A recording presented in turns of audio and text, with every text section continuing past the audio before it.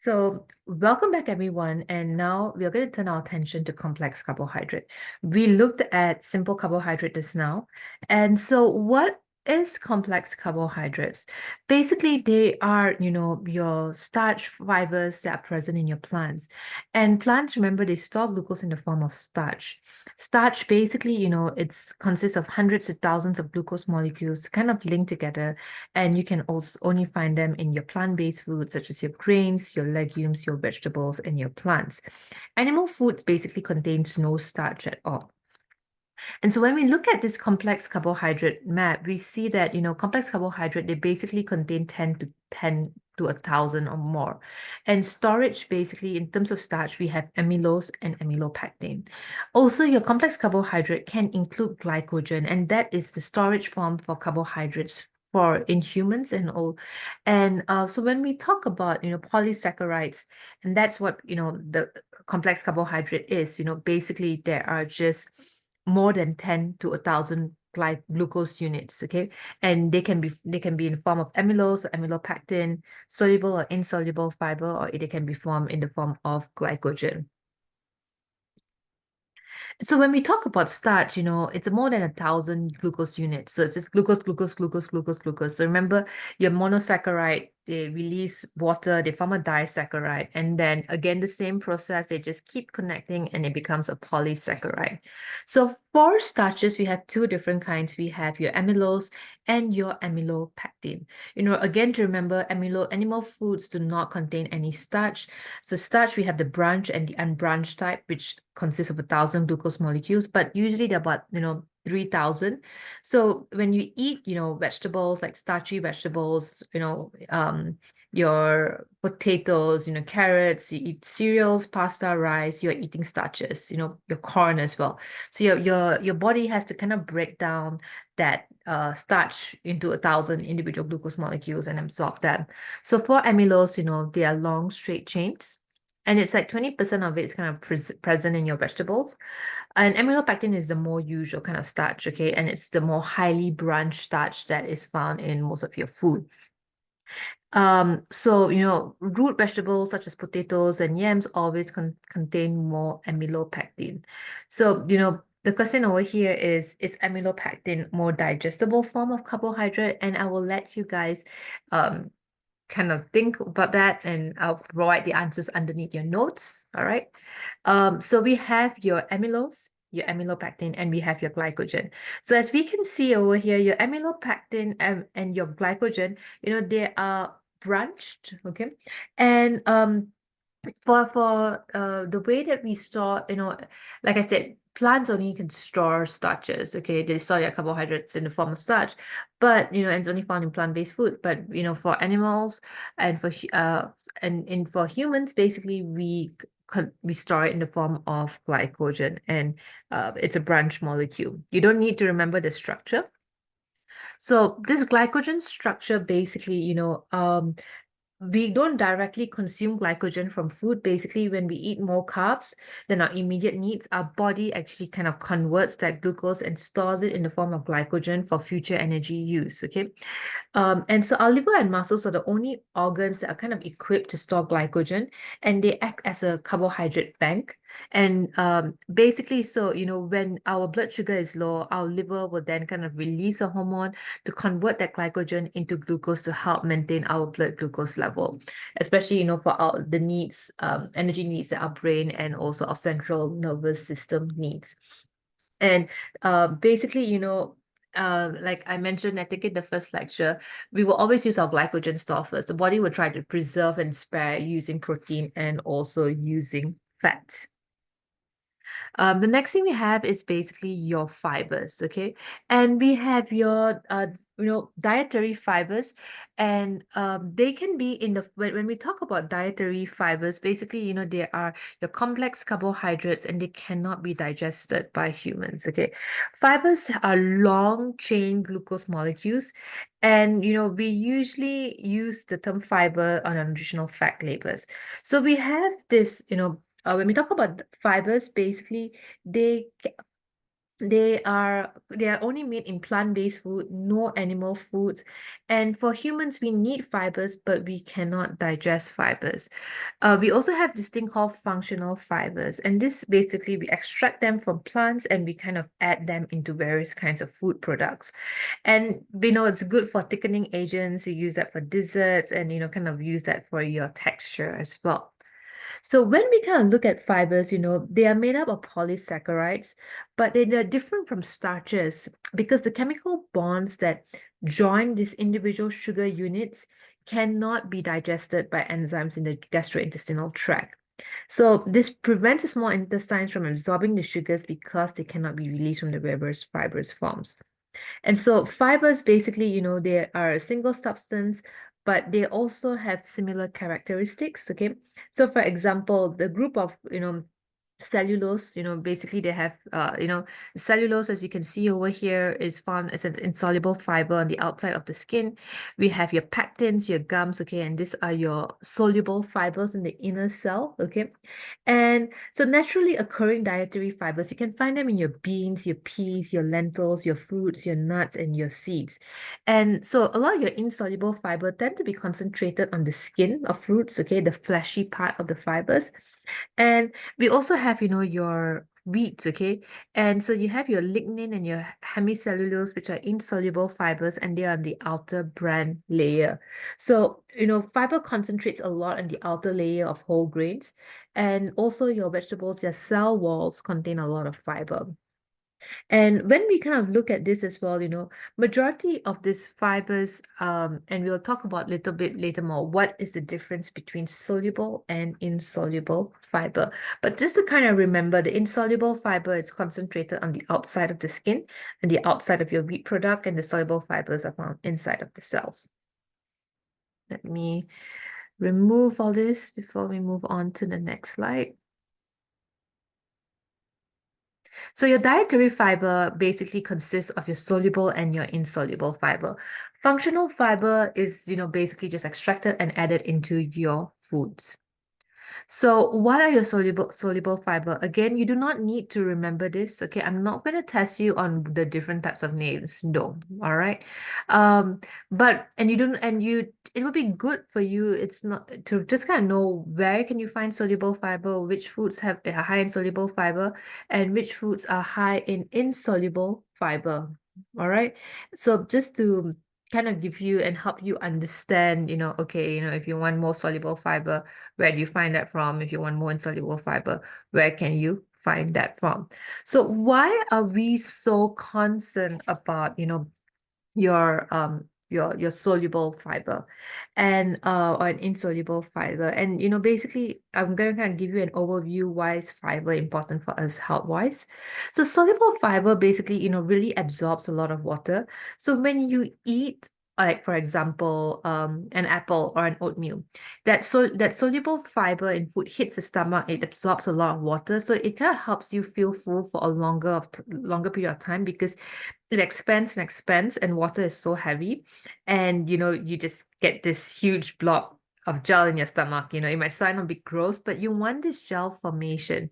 And basically, after this expanding gel formation fills up the stomach, and it helps to stretch out the stomach walls, okay, the stretch receptors, and it tells the hunger center in your body in the brain to kind of turn off. So it tells you that you are full. And so when you feel full, and this soluble fiber helps with your appetite, okay? Because so it helps with your food intake regulation, and it also kind of helps you with preventing you from being overweight, okay? Because a lot of this food nowadays are stripped of their fiber content. Also, this like fiber water gel blob in your stomach slows down your stomach emptying. So basically your food kind of takes longer to move from the stomach into the small intestine. And also it helps you to absorb more nutrients in your bloodstream. So any glucose or monosaccharide that may be absorbed from the apple or oatmeal you just add, basically that monosaccharide or that glucose is that absorption is going to be delayed. So this is more desirable physiologically. But for example, if you eat Cocoa Puffs, okay, and it's made from, wheat, white flour and rich white flour, the bran fiber is removed. It has very, very little fiber. So when you eat this cereal, there's no fiber to form a gel and stomach emptying is not short. And so basically this Cocoa Puffs just kind of move from your stomach to your small intestines and your glucose is absorbed a lot more rapidly. So you kind of see this huge, large, rapid spike in your blood levels, and that is not physiologically desirable. So especially very, very important for diabetes patient when you eat soluble fibers that, basically it slows down the glucose absorption and it helps you feel full for a longer period of time. So continuing on, okay, another effect of your soluble fiber. And this effect is what products basically like Cheerios can boost the claim that cereal can help lower blood cholesterol levels in heart. And, so the effect of soluble fibers, not just happen in the small, but also in the large intestines. And so it's a good idea to kind of check your, on to kind of look at, your digestive tract, look at images either from a textbook or also just online. So you need to understand bile acids. And bile acids are basically kind of made from your liver and they're stored in your gallbladder. So while you eat a meal which is high in fat, basically that the bile, your liver and your gallbladder will dump some bile acids because the bile acids are found in your liver into the small intestine. And so then this bile acid, in your small intestine will kind of help you to digest and absorb your fat. And bile acids are very, very important because they help your body to reabsorb that bile acid back into your liver and your gallbladder to kind of reuse them for your next meal. And so that our body basically can reuse that bile acid, and bile acids are needed to kind of digest your fat. So if you eat a lot of a meal which is high in fiber, which is good for you anyways, that bile will do its job helping you absorb that fat soluble vitamins, but also the fiber that is present from your food will bind together with bile acid and they will form that fiber bile acid complex and they will leave together with your stools. So basically then this bile acid is kind of removed from your body and there's less of that to kind of be reabsorbed and be reused. And so that means your liver will have to make more bile. And to make bile, your liver needs to use cholesterol. And so basically, when the liver makes more bile from cholesterol, this kind of helps to lower your cholesterol levels. And of course, when we know, and we haven't talked about this yet, that will be in your next chapter. But basically, when you have lower blood cholesterol levels, it helps to lower your risk of heart disease. Okay. So, for example, a typical American or a Westerner, your fiber intakes are very low. On average, it's said to be about 16 grams per day, very, very low. And so you're not getting that 25 to 35 grams or even a bit more, of fiber that you need. So let's say your meal that you had does not have much fiber. And so the bile is released in the small intestine. It does its thing, it helps to absorb the fat and fat soluble vitamins, but there's not enough fiber to bind together with the bile acid.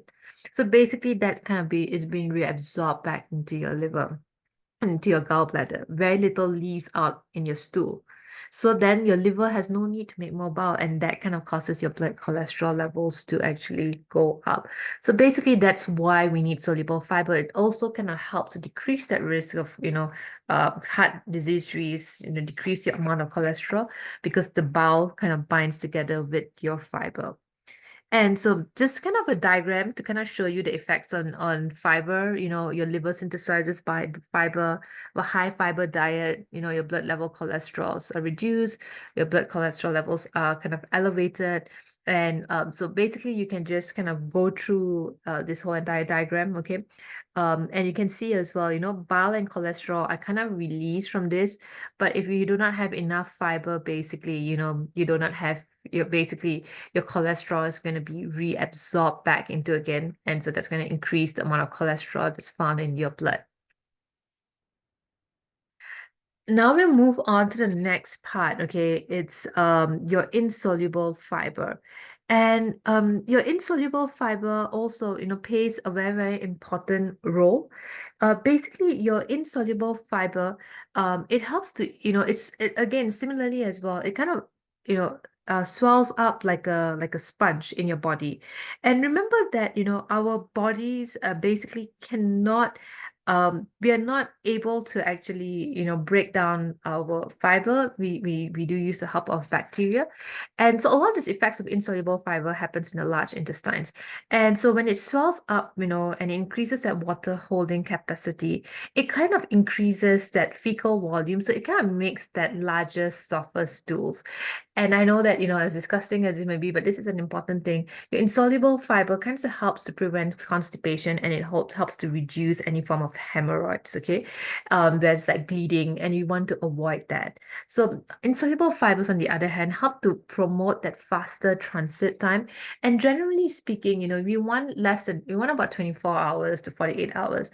But on average, most Americans and Westerners, about 5 days without going to the toilet. And that really just causes a lot of problems, especially with hemorrhoids, constipation, and you have a lot more pressure. So we want to consume a lot more insoluble fiber to help with faster transit times and to keep your intestines healthy. And kind of just summarizing and just like looking back, another important effect of fiber is note that both soluble and insoluble fiber has this effect. So, like I mentioned, our bodies cannot digest and absorb fiber into the bloodstream, but the bacteria that lives in your intestines love to eat this fiber. And so as your bacteria kind of breaks down this fiber, and we call it like fermenting the fiber, the bacteria does produce your short chain fatty acids. All right. So these short chain fatty acids are basically have a lot of potential health effects because they help to decrease the pH of the colon. All right. And also this is very desirable because a more acidic large intestine is associated with reduced risk for colon cancer. And also they kind of inhibit any form of tumor formations. So they keep the colon healthy. And there's, of course, with something as complex as colon cancer, I do not want to suggest that just, eating fiber is going to help you with it. But, it's, yes, colon cancer is much more complex, but there are many factors that influences a person's risk to colon cancer. And basically this is one. So both the effects of insoluble fiber and your insoluble and soluble fiber. So it can release a lot of your colon problems. So what, this again, not for you to remember, but to kind of look at fibers that are present in food, and looking at the breakdown of your soluble and your insoluble fiber.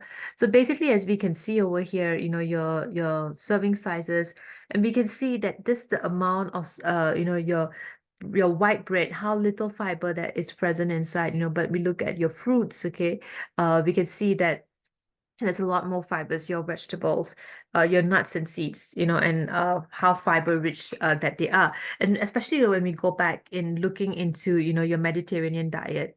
And for example, when talking about the Mediterranean diet, we see that they consume a lot of beans and legumes.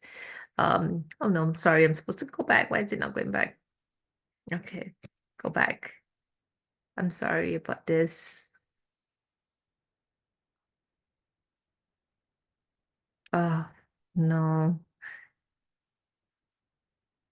Okay, it's supposed to, I'm sorry, where we stopped.